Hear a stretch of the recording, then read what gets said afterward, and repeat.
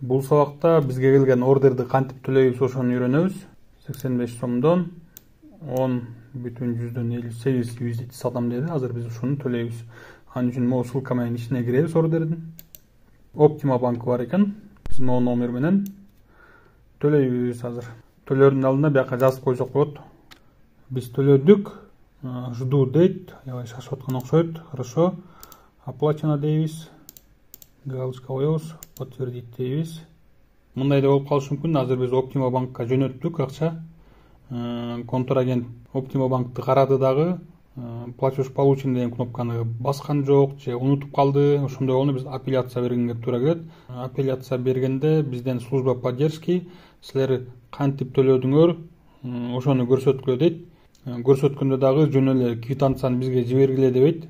Телефонуңарды башка телефон менен видеого тарткыла дейт. Мисалы, бир колуңузга өзүңүздүн телефонду кармайсыз, экинчи колуңузга башка телефонду алып туруп видеосун күйгүзөсүз дагы. Мисалы, Optima банктын приложениясына кирип атканын, кээде сурайт Play Market аркылуу киргиле депчи. Ошондо Play Market аркылуу, допустим, Optima банктын приложениясын табабыз, ал жака киребиз. Кирип туруп историяга киресиңер же платежи дегенге киресиңер акыркы. Ошол жерден силер кантип төлөгөнүңөр көрсөтөсүңөр. Ал видеону болсо служба поддержкиге жөнөтөсүңөр. Алар карап көрөт дагы. Ошондой эле суроону бул контрагентке да берет.